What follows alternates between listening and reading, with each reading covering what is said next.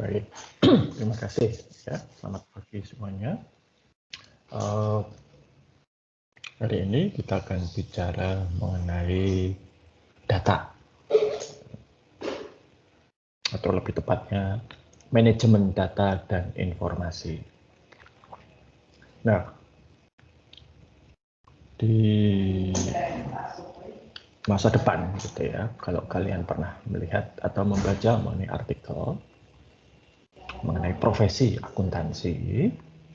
Nah, profesi akuntansi itu sekarang sedang berada di masa peralihan, ya, di mana ada kekhawatiran bahwa di masa depan profesi akuntansi ini akan digantikan oleh mesin. Dan kekhawatiran ini sudah terwujud. Dalam 2-3 tahun terakhir ini, ya, jumlah pendaftar dan peminat masuk ke program studi S1 akuntansi di berbagai perguruan tinggi di Indonesia itu menurun. Ya, jadi bukan Atmajaya. Ya, tahun ini setahu saya misalnya pertama kali dalam beberapa tahun ya, sejauh yang saya ingat, akuntansi tidak memenuhi target penerimaan mahasiswa baru karena peminatnya menurun. Ya. Nah, salah satu alasan yang ditengarai, ya, dan ini fenomena ini tidak hanya terjadi di Atmajaya ya, di PTN terkenal pun UGM itu juga menurun. Nah, ini ditengarai karena kekhawatiran bahwa profesi akuntansi ini akan digantikan mesin. Nah, tapi faktanya sebetulnya jauh dari itu.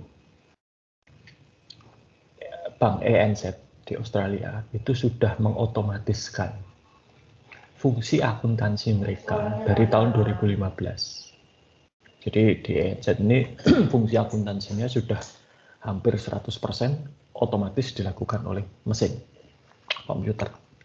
Tetapi justru karyawan di bagian akuntansi Bank ANZ ini pada saat ini itu mencapai rekor tertinggi dalam sepanjang sejarah mereka berdiri. Jadi fungsi akuntansinya diambil alih mesin, tetapi jumlah karyawan akuntansinya tidak menurun, malah justru naik. Nah, kenapa?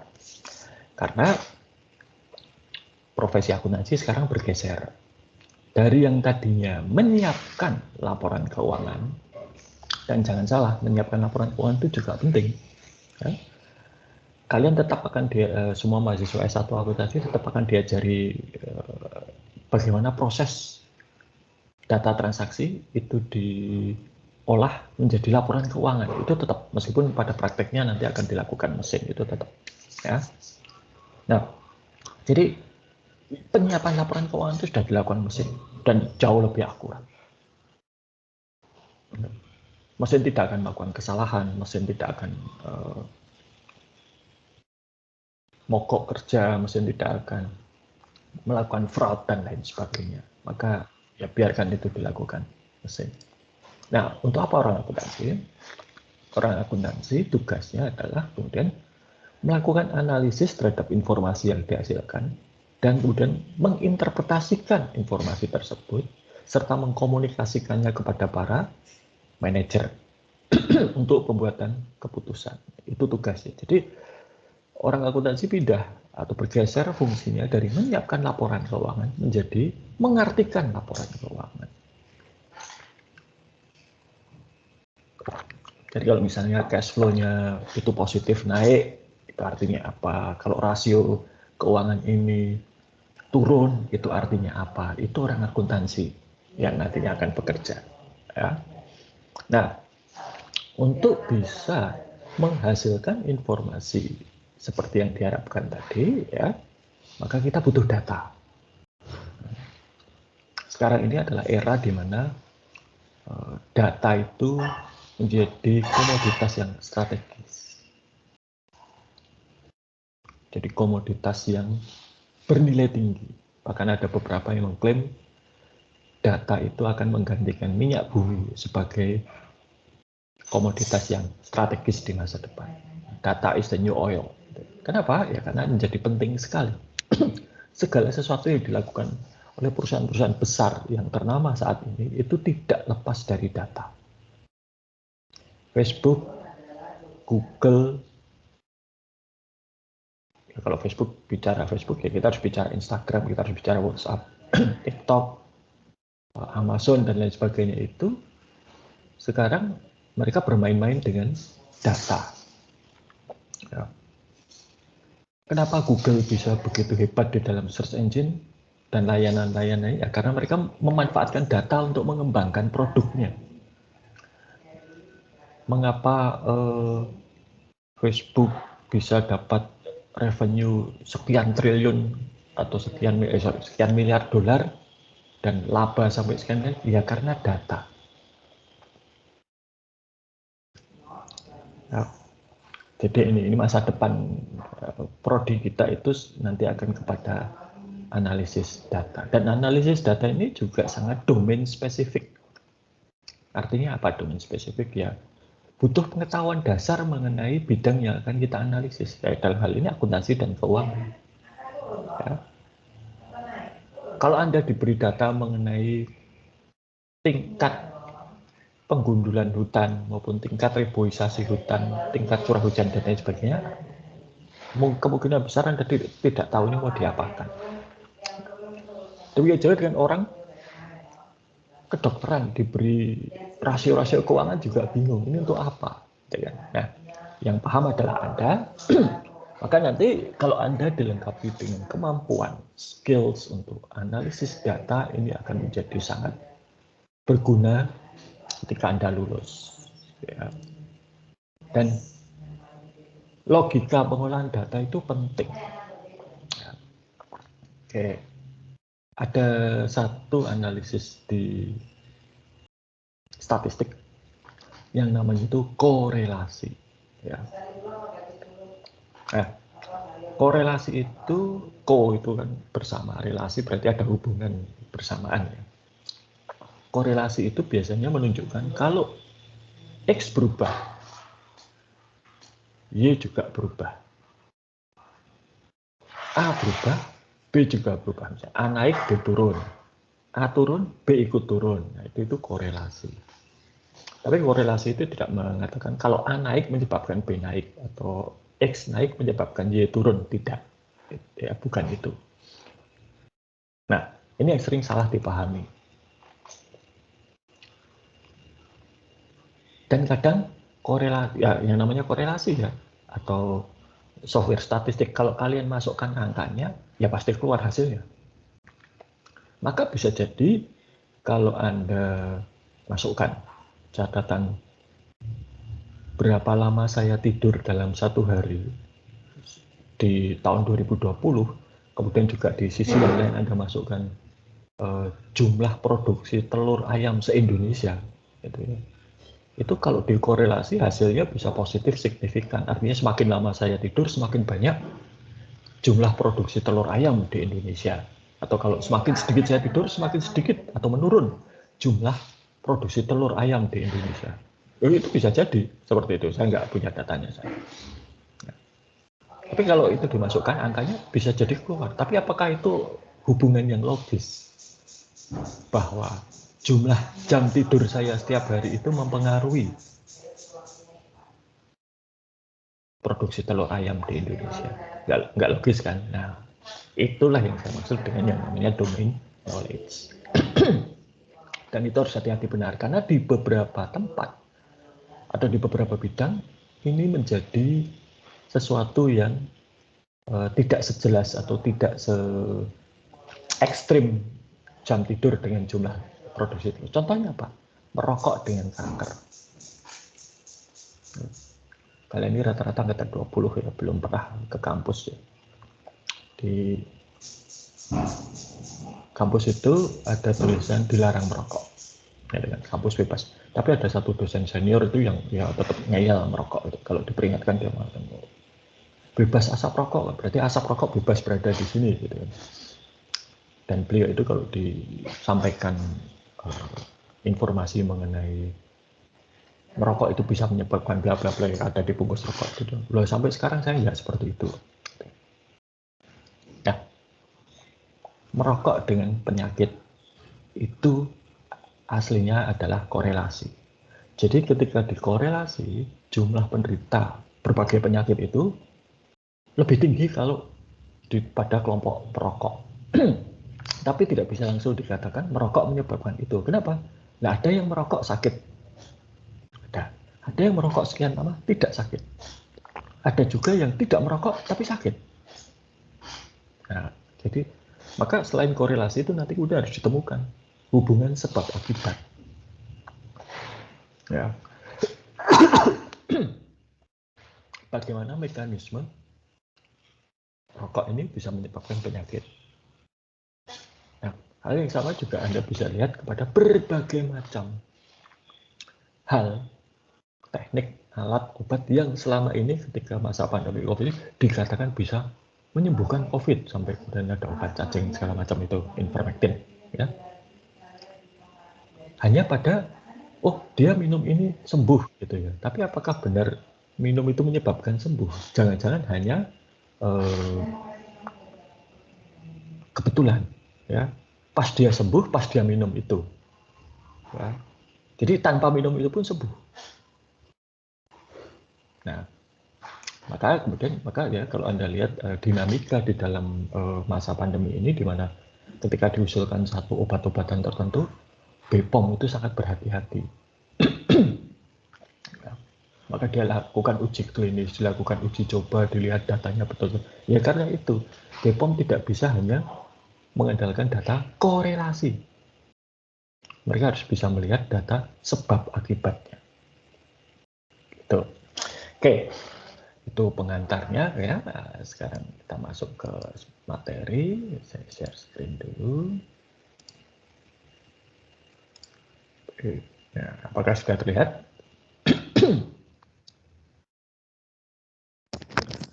Sudah, Pak. Oke, terima kasih ya. Ya, jadi nih. Nah, apa yang saya sampaikan tadi itu merupakan satu bidang yang disebut sebagai business intelligence. Nanti kita lihat ya. Oke, ini hanya mengulang sebentar apa yang sudah didapatkan di SIA maupun juga sistem informasi pengantar ya. Jadi bahwa data itu punya hierarki. Satuan terkecil disebut sebagai bit, itu adalah bilangan biner 1 dan 0. Itu adalah bahasa dasar di mana komputer itu berkomunikasi dengan komputer yang lain. Kemudian ada byte. Byte-nya adalah representasi dari 8 digit binary. Ya. Dan ada field, record, dan lain sebagainya. Nah, di masa lalu, ketika konsep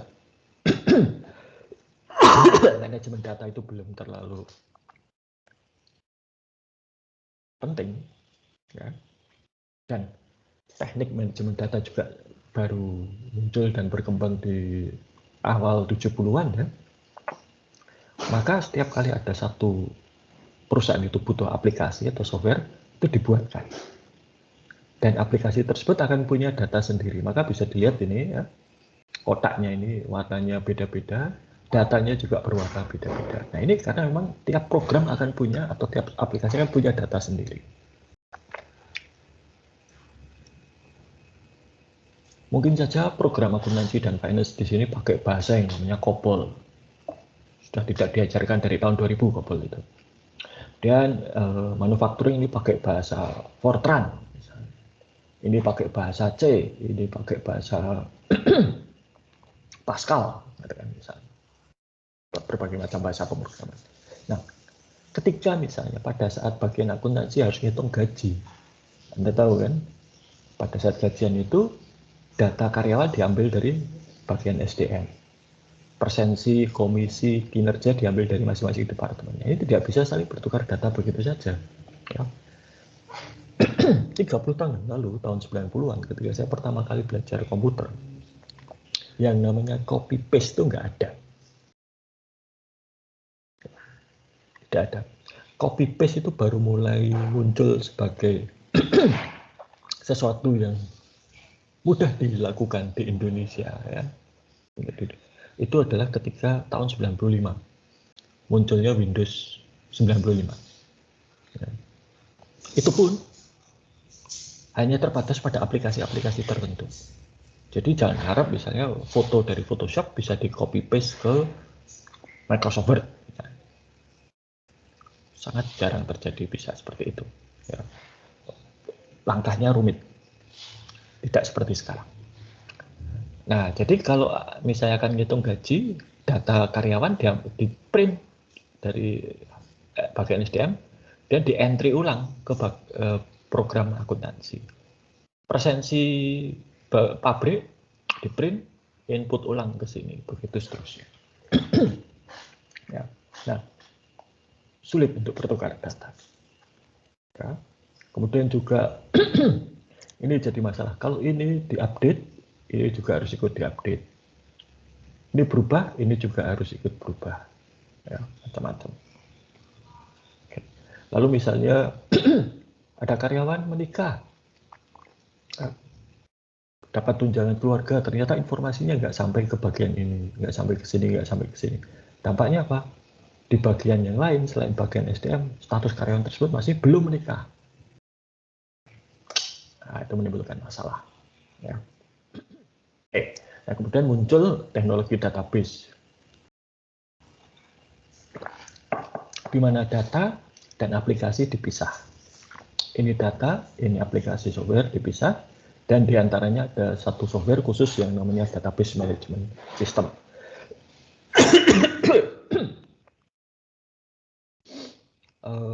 Anda nanti kalau sudah lulus dari mata kuliah ini, ada satu mata kuliah pilihan yang namanya manajemen basis data yang akan mempelajari ini semua secara lebih mendetail. Anda sudah pernah belajar ini sedikit di SIA dengan Microsoft Access, saya kira. Ya. Intinya itu adalah memisahkan data dengan aplikasi. Akses ke data, baik itu aplikasi maupun orang, harus melalui manajemen database management system ini. Sini. Maka ini menjadi lebih mudah dan lebih aman. Aplikasi mau gonta-ganti berapa kali, ini tetap. Buktinya atau contoh dari konsep ini sudah ada, yaitu data mahasiswa yang dipakai selama ini untuk aktivitas atau pencatatan akademik Anda. Khusus di Fakultas Ekonomi, database mahasiswa Fakultas Ekonomi itu sudah ada jauh sebelum saya kuliah di Atmajaya. Nah, waktu itu dipelopori oleh Bu Rosa Wijoyo yang waktu itu dosen prodi manajemen, ya. Bu Rosa waktu itu menjadi kaprodi manajemen dan memutuskan untuk mendigitalkan data mahasiswa yang tadinya masih kertas. Itu didigitalkan.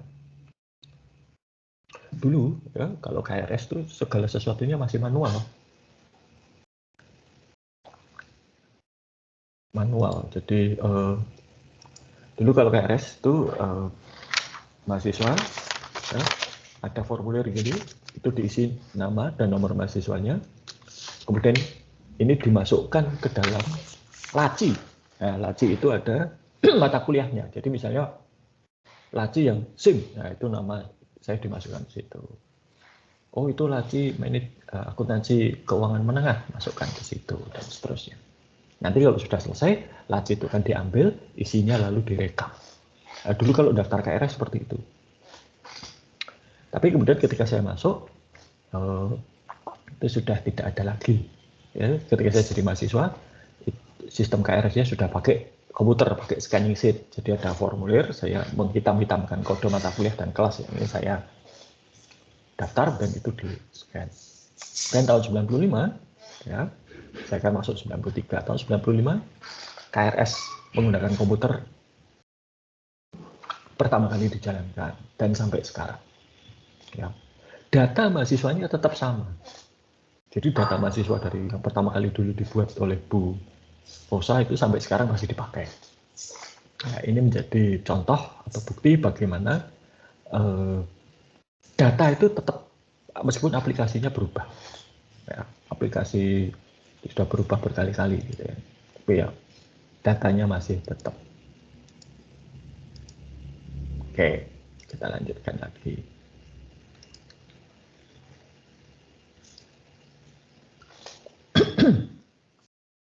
Nah, database yang kemudian terkenal itu disebut sebagai relational database. Karena sebelum relational ini ada model namanya model network dan model hierarki.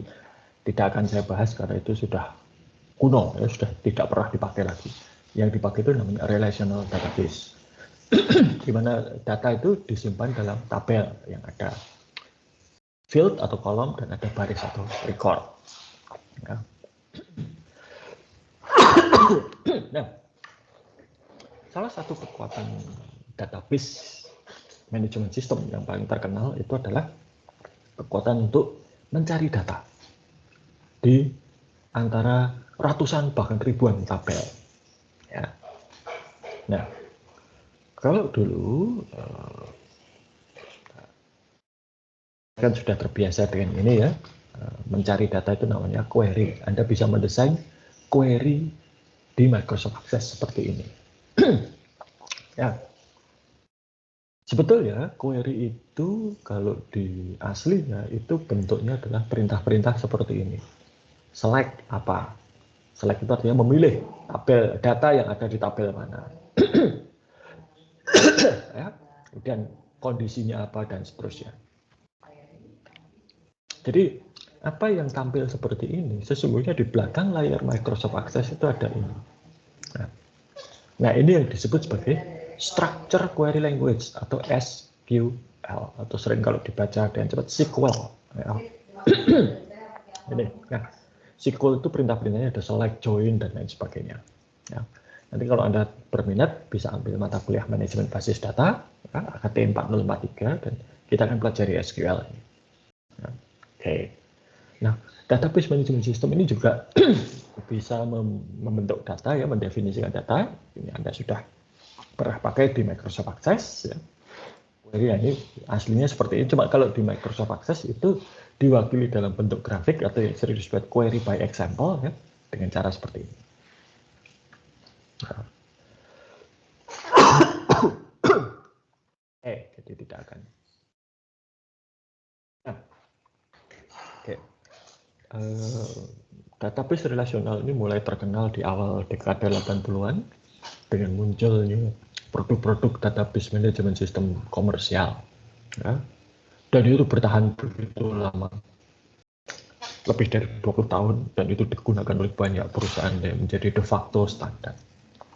Dan itu sangat berguna, sangat bermanfaat untuk menyimpan data, terutama data transaksi. Nah, dan ketika orang mulai menyadari bahwa ternyata data transaksi saja tidak cukup.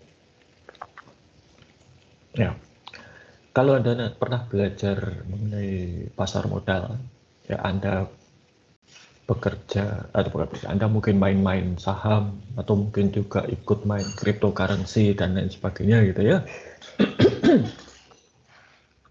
Anda tahu bahwa informasi akuntansi itu tidak cukup. Ada informasi-informasi lain yang mempengaruhi harga saham, yang mempengaruhi harga cryptocurrency, gitu ya. Kondisi perekonomian dan lain sebagainya. Lalu juga orang mulai menyadari bahwa transaksi itu tidak bisa berdiri sendiri. Ini yang saya maksud. Kalau marketplace seperti Tokopedia, Bukalapak itu mereka sudah lama mengamati. Seseorang itu ketika berkunjung dan kemudian melakukan transaksi itu tidak hanya sekedar transaksi. Itu ada rentetan. Ada memang orang yang datang itu sudah pengen beli sesuatu, mereka sudah tahu apa yang ingin dibeli, langsung membeli. Tapi juga ada orang yang hanya melihat-lihat, browsing gitu ya, berbagai kategori, dan berakhir dengan membeli. Tapi ada juga yang browsing tapi berakhir dengan tidak membeli. Juga diamati kapan transaksi pembelian itu paling tinggi terjadi dalam 1 bulan, kapan paling rendah. Lalu barang apa yang paling laris di bulan-bulan tertentu. Itu semua diamati. Nah, jadi ternyata data transaksi itu tidak cukup. Transaksi terjadi penjualan barang A di Tokopedia pada tahun Z itu tidak cukup. Perlu ada data interaksi. Jadi bukan hanya transaksi, tapi interaksi. Interaksi itu ya mulai Anda mulai membuka Tokopedia atau Bukalapak atau Shopee atau Blibli atau apapun. Itu begitu Anda buka aplikasi atau Anda mengunjungi website mereka, pada saat itulah data mulai direkam. Ya. Mereka bisa lihat, oh si A, si B, si C ini mengakses aplikasi dari smartphone. Oh itu mengakses dari website. Jam berapa? Ya, hari apa, tanggal berapa? Dan apa yang dituju pertama kali? Oh langsung transaksi. Oh langsung bayar tagihan. Oh langsung beli token listrik. Atau oh ini lihat-lihat dulu, lihat-lihat kaos kaki tapi kemudian membeli keripik. Atau oh lihat-lihat makanan berakhir dengan membeli baju. Nah, data interaksi ini diolah untuk kemudian bisa melihat kecenderungannya. Dan setelah itu bisa melakukan manipulasi. Nah, kesannya agak mengerikan ya kalau manipulasi, tapi sesungguhnya tidak. Sudah lama pengusaha yang punya, terutama untuk usaha retail ya, eceran itu mencoba mempengaruhi konsumen untuk membeli produk mereka dengan apa namanya toko online. Itu caranya sedikit berbeda, tapi itu bukan sesuatu yang aneh ya, itu sudah lama dilakukan. Ini saya akan bertanya, tapi mohon maaf ya, ini terpaksa saya hanya akan bertanya kepada mahasiswa, bukan mahasiswi. Coba saya cari.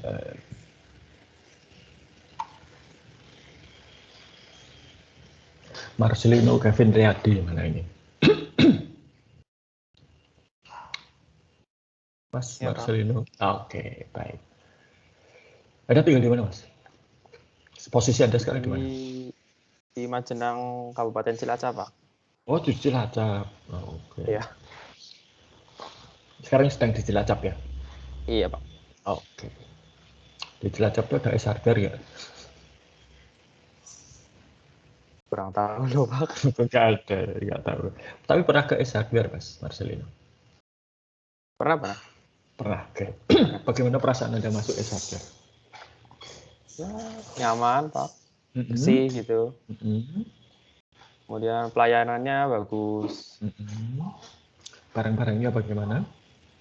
Ya, kualitasnya cukup bagus. Enggak, sekarang maksud saya gini, kalau Anda masuk ke Es Hargar itu apa yang Anda rasakan? Saya tidak bertanya pelayanan, saya tidak bertanya kebersihan, saya tahu itu semua. Tapi perasaan Anda itu yang penting. Perasaannya, Pak. Perasaan ya senang sih, Pak. Kenapa kok senang? Soalnya barang yang dijual juga lengkap gitu. Oke, baik. Saya sampling satu lagi ya. Terima kasih ya, Marcelino. Oke, Pak.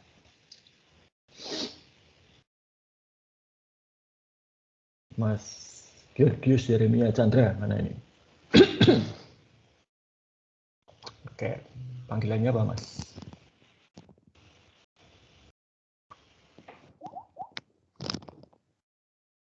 Nama panggilan Anda apa, Mas? Sebaiknya saya memanggil Anda. Georgius Yeri, Pak. Maaf, Pak. Yeri, Mas. Tadi Oke, nggak apa-apa. soalnya tadi nge-freeze, Pak, laptop saya, Pak. Jadi Ya, saya nggak transfer apa-apa. ke sini, Pak. Nggak apa-apa. Kak. Oke, Mas Yeri ya. Anda posisi sekarang di mana, Mas Yeri? Saya berada di Karanganyar, Pak, Kabupaten Kebumen. Oh, Kebumen. Iya, Pak. Oke, saya kira Karanganyar Solo. Oke, pernah ke S Hardware, Mas Yeri? Pernah masuk, Pak, tapi nggak pernah berbelanja, Pak. Oh, itu tidak penting. Pertanyaan saya sama seperti tadi, Mas Marcelius. Perasaan Anda bagaimana?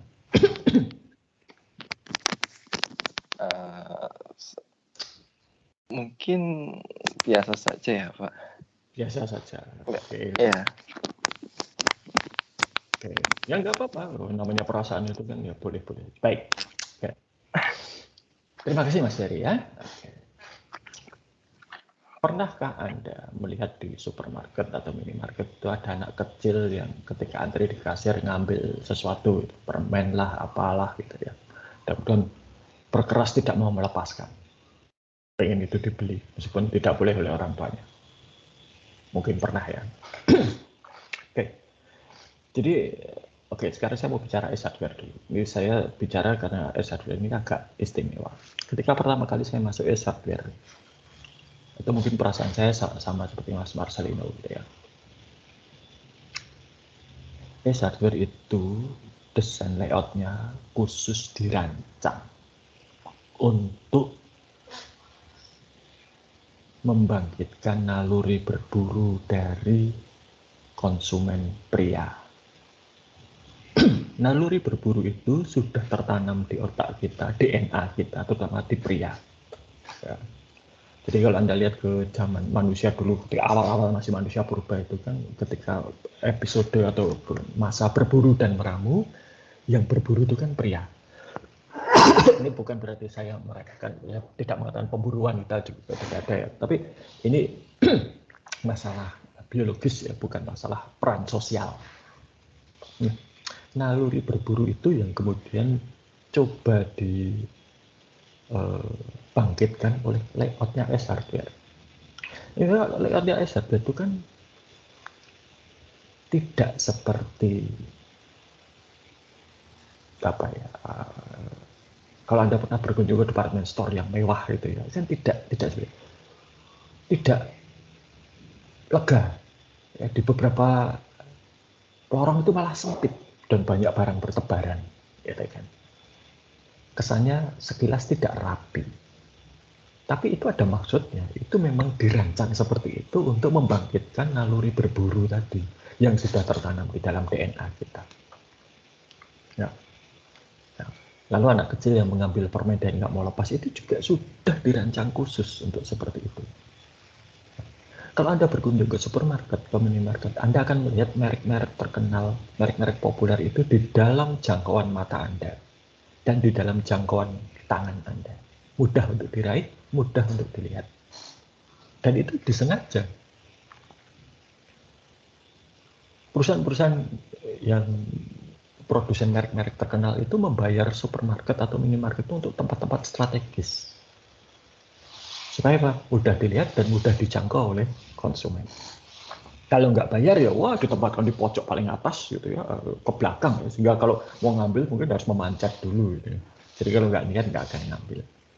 Itulah mengapa. Jadi manipulasi ya dalam tanda kutip terhadap konsumen itu sudah lama dilakukan, hanya bentuknya beda-beda. Oke, nah dengan mengamati data perilaku konsumen yang masuk, toko online ini sebetulnya juga kemudian melakukan manipulasi tersebut. Itulah mengapa di marketplace itu ada waktu-waktu tertentu ada promo. Misalnya ada promo gajian, ada waktu Indonesia belanja dan lain sebagainya. Ya, itu timingnya ya tidak ngawur, itu ada logikanya, ada datanya. Dan percaya atau tidak, perilaku manusia itu bisa dimanipulasi. Nah ini yang paling terkenal Facebook. Facebook itu, saya tahu Anda mungkin sudah tidak banyak yang pakai Facebook ya. Tapi Facebook itu terkenal mereka itu sering sekali melakukan eksperimen yang tidak etis terhadap para usernya.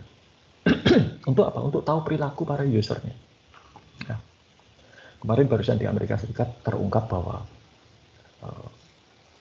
Instagram itu ternyata membawa pengaruh negatif untuk remaja putri di Amerika Serikat ya, saya nggak tahu kalau di Indonesia.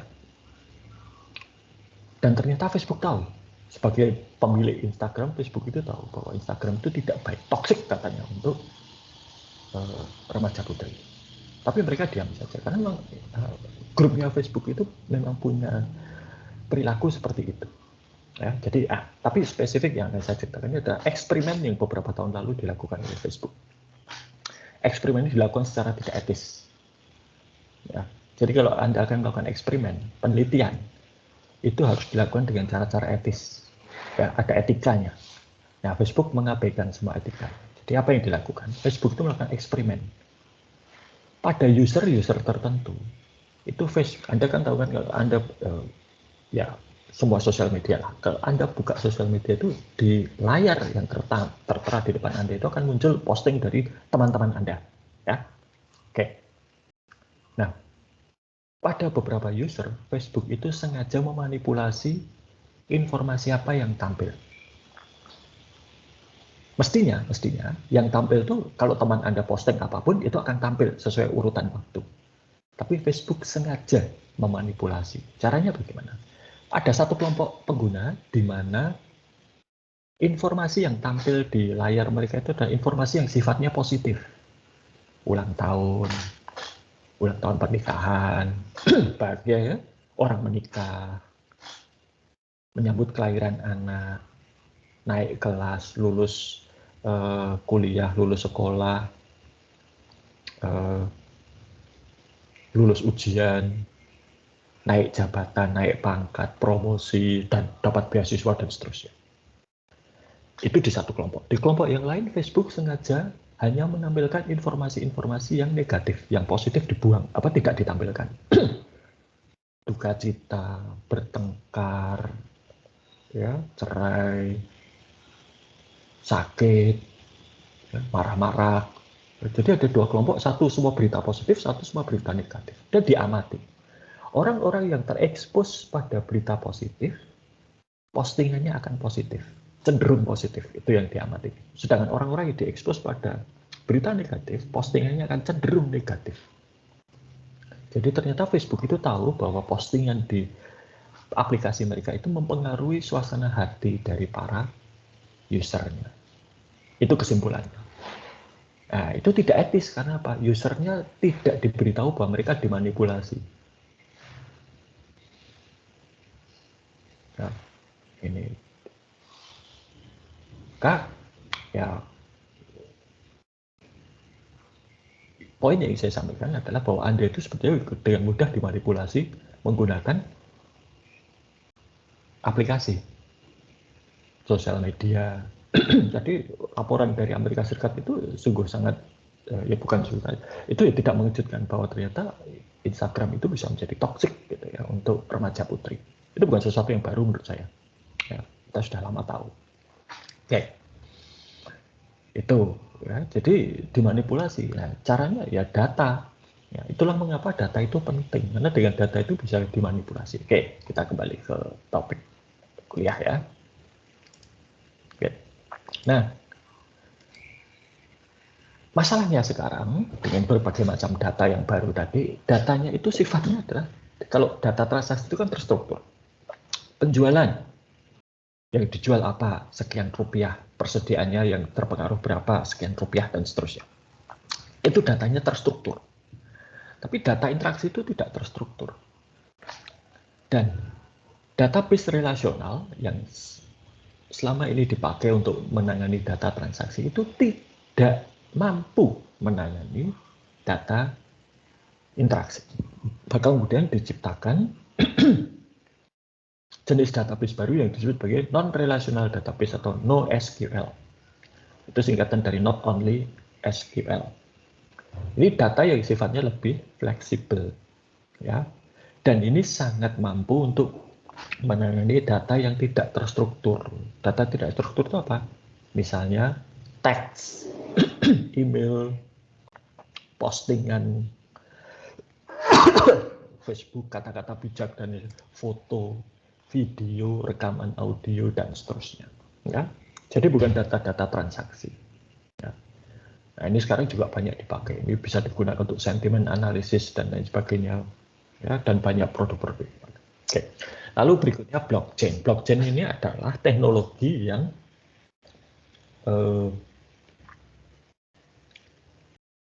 menjadi dasar dari cryptocurrency.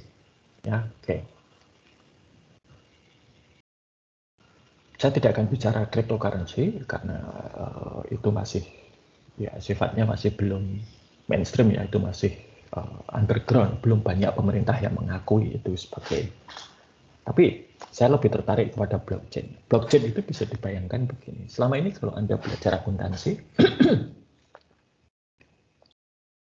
muara atau tujuan akhir dari semua data itu kan adalah buku besar, ya kan?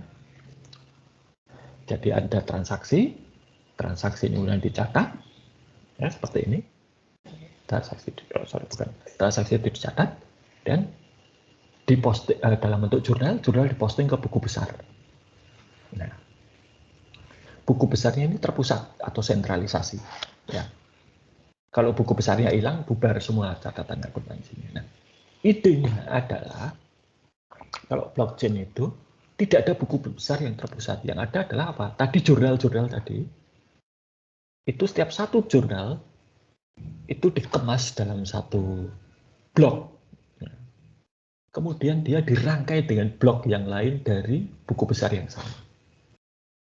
Jadi bukan punya satu buku besar yang terpusat, tetapi adalah blok-blok yang isinya adalah jurnal-jurnal dirangkai menjadi rantai. Itulah kalau apa disebut blockchain. Di dalam blockchain ini ada mekanisme untuk memastikan, oh ini blok ledgernya atau jurnalnya milik si A, oh ini jurnalnya milik si B, oh ini piutang dagang, oh ini aset tetap, oh ini biaya produksi, itu semua ada di situ. Ya. Nah, tidak seperti general ledger biasa, kalau di dalam blockchain ini jurnal-jurnal tadi tersebar di berbagai komputer dan dirangkai menjadi satu rantai, gitu ya. Maka disebut sebagai blockchain. Jadi yang kotak biru ini adalah bisa dianggap sebagai jurnal dan ini dirangkai menjadi satu general ledger besar. Tapi kotak-kotak ini tersebar di berbagai komputer. Jika satu komputer misalnya rusak, yang lain tidak akan terpengaruh. Nah, ini lebih menjanjikan. Hanya saja sekarang blockchain ini masih punya masalah pada teknis kinerja. Yaitu apa? Semakin banyak rantainya, semakin banyak bloknya yang terrangkai di dalam rantai, itu kinerjanya semakin menurun.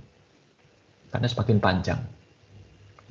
Ya sama seperti rantai lah. Rantai itu kalau 1 meter, tentunya lebih ringan daripada rantai yang 2 meter. Lebih ringan lagi daripada rantai yang 10 meter.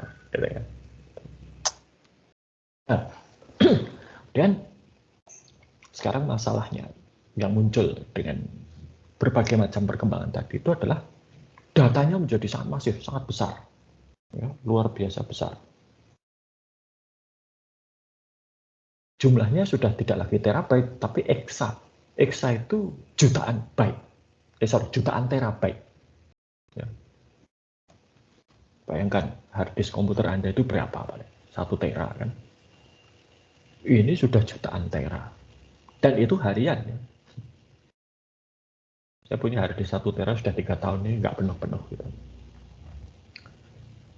Tapi ini dalam 1 hari saja sudah jutaan tera data yang terwujud. Berapa video di YouTube yang diupload setiap hari, berapa gambar yang diupload ke Instagram tiap hari, berapa video TikTok yang dibuat tiap hari. Gitu. Wah, itu datanya besar sekali. Dan itu membutuhkan mekanisme khusus untuk bisa menggali informasi apa yang ada di dalam situ. Ya. Kenapa? Datanya banyak dan data yang banyak ini mungkin mengandung informasi yang kita butuhkan. Oke, nah dasar itulah yang kemudian menjadi munculnya intelijensi bisnis. Ya. Jadi kalau kita bicara intelijensi, intel gitu kan,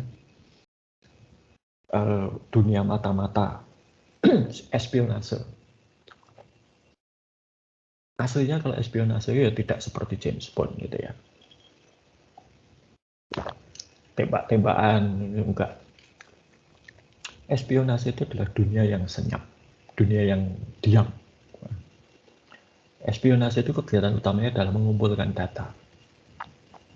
Jadi kalau ada agen rahasia satu negara ditugaskan ke negara lain, itu tugas mereka itu sebenarnya adalah mengumpulkan data. Data itu kemudian dikirim ke pusat, di pusat dianalisa, dan nanti digunakan untuk pembuatan keputusan. Mirip dengan proses informasi, ya, digunakan untuk membuat keputusan. Ya sama, dasarnya itu sama. Oke. Nah, di dalam dunia bisnis itu juga ada intelijensi. Tapi intelijensi di sini lebih kepada kita sekarang punya banyak data. Lalu bagaimana supaya data itu bisa memberikan manfaat. Nah, di zaman masih data relasional itu basis data relasional ya, belum big data. Yang digunakan itu adalah data warehouse. Ini khususnya untuk menyimpan data-data transaksi. Ya, seperti ini.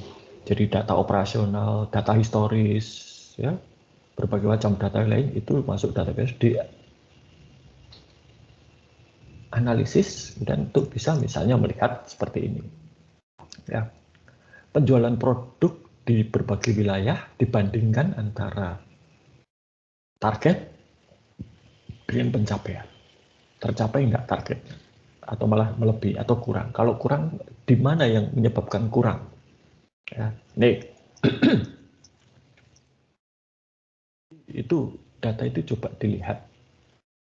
Dengan demikian bisa ketahuan, misalnya produk-produk tertentu itu akan laris pada waktu-waktu tertentu. Ya.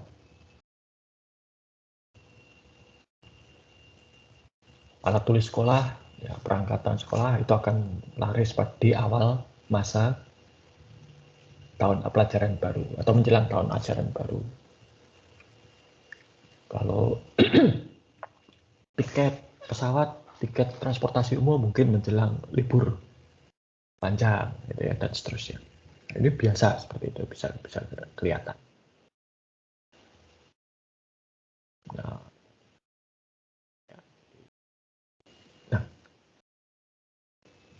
maka kemudian ini muncul yang namanya analytical processing, ya, dan ini terpisah dari transaction processing.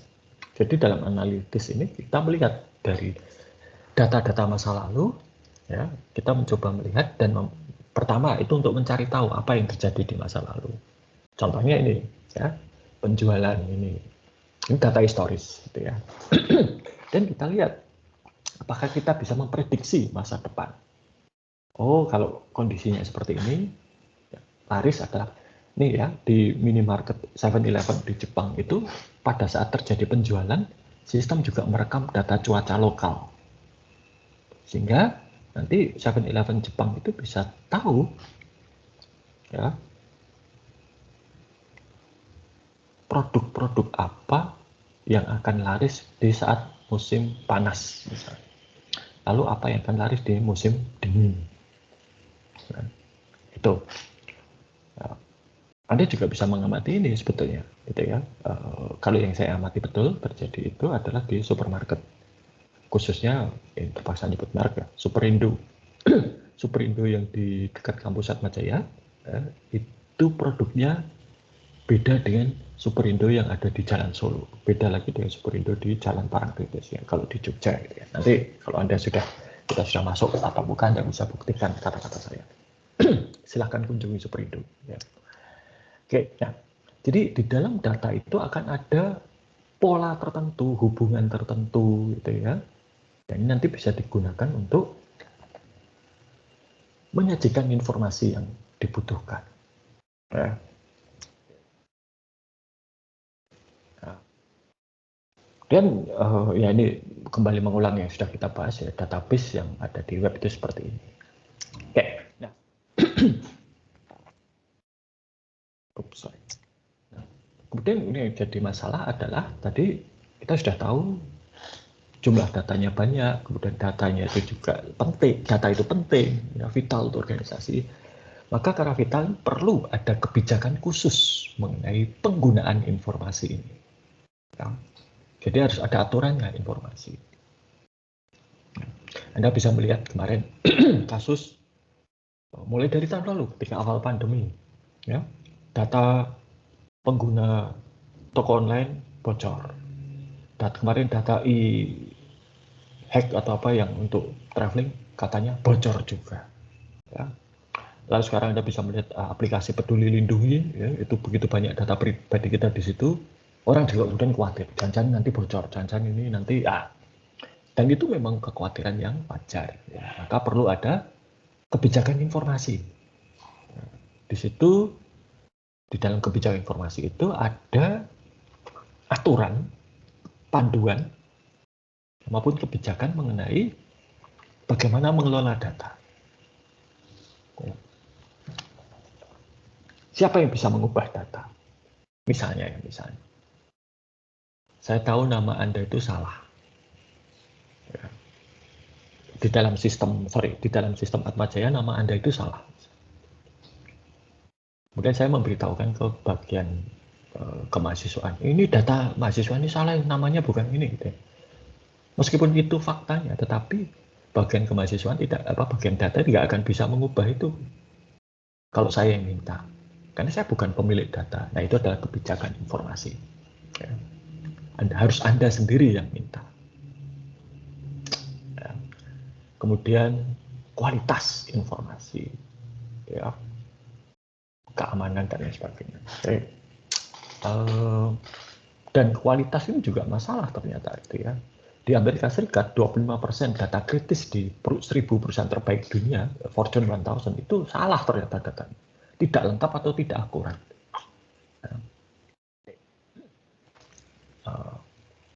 Ini yang terjadi di dalam beberapa kasus gitu. Sebenarnya di dalam data yang ada di beberapa hal itu sudah terkandung satu informasi yang luar biasa. Oke, saya ingin demonstrasi sebentar. Ini tadi sudah put mahasiswa ya, saya akan panggil yang put mahasiswi sekarang. Tiara Dita Angelika ada ini? Mana? Tiara Dita Angelika. Ya Pak. Oke Mbak Tiara, sudah punya KTP ya? Udah Pak. Oke. Apal NIK enggak? Enggak. Oke, mana ya? Coba, apakah bisa dilihat KTP-nya ada di dekat Anda atau enggak? Atau bisa diambil coba? Saya beri waktu. Oke. Sebentar ya Pak. Oke. Jadi ini ceritanya kemarin saya membantu gitu ya di beberapa aktivitas di luar kampus itu untuk vaksinasi COVID. Kalau saya sendiri sudah divaksin oleh pemerintah melalui Atmajaya gitu ya. Jadi saya hanya membantu untuk pendaftaran sudah ditangani orang lain, tapi data yang masuk ke saya itu harus dibersihkan, harus dikonfirmasi. Apa yang dikonfirmasi waktu itu adalah nomor handphone, karena itu nanti untuk dikontak ya, dan untuk dimasukkan ke Peduli Lindungi itu kan pakai nomor HP. Ya. Oke. Yang kedua itu adalah usia. Karena hanya yang di atas 12 tahun yang boleh divaksinasi, yang di bawah 12 tahun kan belum boleh. Oke. Lalu juga jenis kelamin. Nah itu ketika ditanya, tugas saya itu adalah memverifikasi usia dan jenis kelamin itu. Saya bilang, kasih saja saya NIK-nya gitu ya. Kalau NIK-nya benar, pasti benar. Dan ada satu orang itu yang memberikan data NIK-nya salah gitu kan. Dan saya bilang, ini salah nih NIK-nya, nggak benar nih gitu kan. Berkali-kali itu terjadi. TikTokan apa WA-WA-an dengan orang yang salah gitu. Pada akhirnya kemudian saya bilang, udah deh difoto saja itu kartu keluarganya gitu, jadi foto. Ternyata yang disampaikan oleh si calon penerima vaksin pendaftar ini bukan NIK tapi nomor kartu keluarga. Mirip soalnya memang 16 digit gitu ya. Tapi di dalam nomor kartu keluarga itu tidak ada data mengenai tanggal lahir dan kayak waduh itu jangan-jangan KTP-nya tadi diletakkan di mana gitu ya. Enggak, siapa tadi? Sudah? Pak. Sudah ya? Oke, sudah Anda pegang ya? Iya. Oke, coba dilihat digit ke-7 dan ke-8 NIK Anda, Mbak. Iya, Pak. Oke, berapa itu angkanya? 2 digit. 58. 58. Berarti Anda lahir tanggal 18. Iya. Oke. Jadi digit ke-7 dan ke-8 itu adalah tanggal lahir. Hanya saja kalau pria tanggal lahirnya itu ya misalnya 17 ya 17, 18 ya 18. Sedangkan kalau wanita tanggal lahir itu ditambah 40. Jadi kalau digit 7, 8 itu di atas 40 itu pasti wanita. Sedangkan digit 7 dan 8 di bawah 40 itu pasti pria. Dan digit 9, 10 itu bulan kelahiran. Digit 11, 12 itu adalah tahun kelahiran. Benar. Ya, bener ya? Oh iya, bener dong. Pasti. Itu saya pelajari tahun 2013 ketika program IKTP sudah mulai banyak dilaksanakan. Oke. Lalu ada 4 digit terakhir ya di NIK itu. Ya. Ada, Anda Pak. berapa? Oke. Digit terakhirnya berapa, Mbak Tiara? 0001. Nah, itu artinya apa? Itu artinya di tempat Mbak Tiara ini, di tempat dia pertama kali mendaftarkan diri muncul NIK itu, yang tanggal lahirnya 18 berapa itu tadi, Mbak Tiara adalah orang pertama yang mendaftar. Kalau ada bukan satu misalnya 6, berarti yang tanggal lahirnya sekian Mbak itu ada 6 orang di situ minimal. Ya, itu. Nah, dan ini bagusnya kenapa? Sekarang setiap bayi yang lahir di Indonesia, warga negara Indonesia begitu lahir dan dilaporkan langsung dapat NIK. Dan NIK itu melekat. Maka hati-hati dengan NIK. Jangan sampai NIK Anda itu tersebar di sosial media karena lumayan banyak kan informasi yang ada di situ. Jenis kelamin tahu, tanggal lahir tahu, domisili juga tahu gitu ya. Nih. Maka ketika saya diminta untuk verifikasi data, saya katakan butuh tanggal lahir, jenis kelamin nggak perlu, NIK saja. Gitu kan. Selesai. Itu.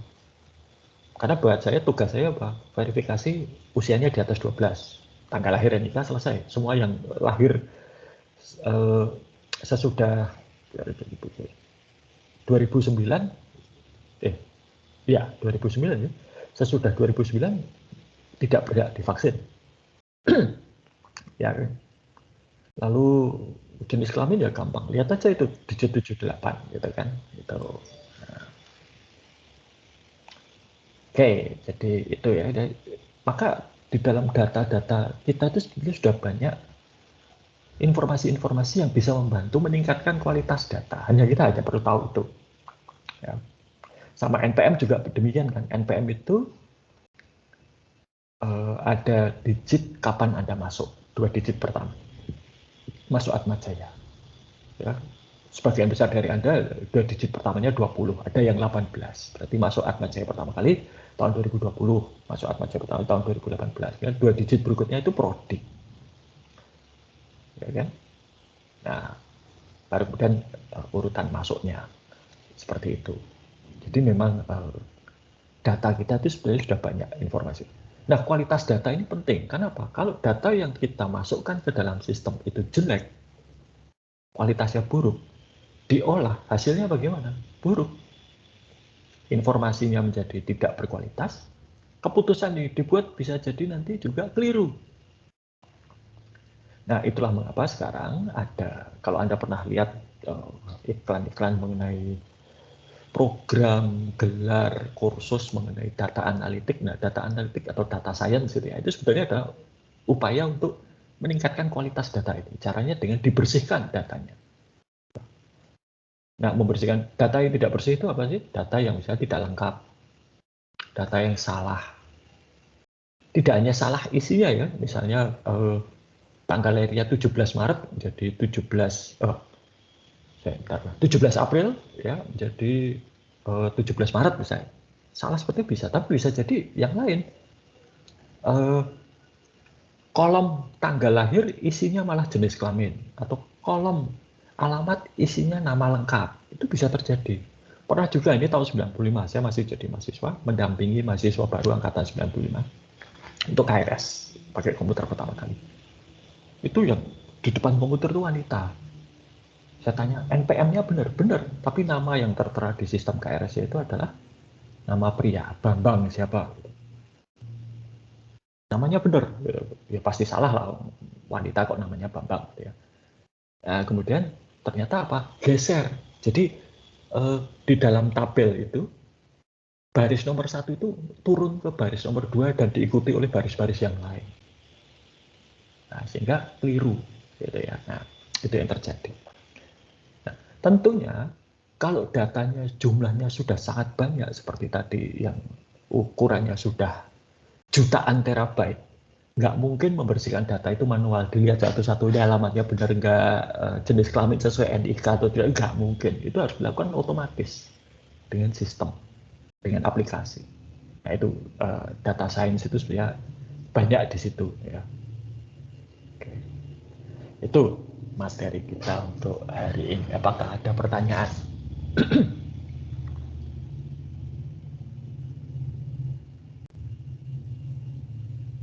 Oke, kalau tidak ada, tidak apa-apa. Nah, untuk minggu depan, saya sudah siapkan tugas kelompok berikutnya. Ya. Nah, bisa dilihat di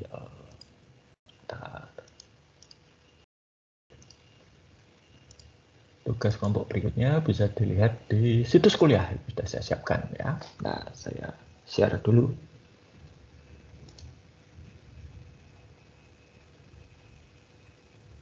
Nah, tugasnya ini masih melanjutkan tugas yang kemarin. Kalau kemarin ada sekelompok saya minta untuk mengidentifikasi UMKM yang berpindah dari bisnis offline ke online. Ya. Sekarang saya minta Anda untuk menggunakan model kekuatan persaingan Porter dari bab 3 di buku teks, ya, dan analisislah persaingan bagi UMKM yang sudah Anda presentasikan. Ya. Anda identifikasi siapa pesaing tradisionalnya, bagaimana ancaman pemain baru atau kemudahan masuk ke pasar, ke industri itu, ya, dan apakah ada produk pengganti, dan juga kekuatan tawar-menawar dari konsumen dan kekuatan tawar-menawar dari supplier. Ya, itu silahkan nanti di analisis dan minggu depan dikumpulkan. Begitu, ada pertanyaan? Ya, nanti kalau ada pertanyaan bisa diajukan melalui email atau Microsoft Teams. Ya. Oke, saya kira cukup demikian ya kuliah kita hari ini. Sampai jumpa kuliah berikutnya dan tetap jaga kesehatan. Selamat pagi.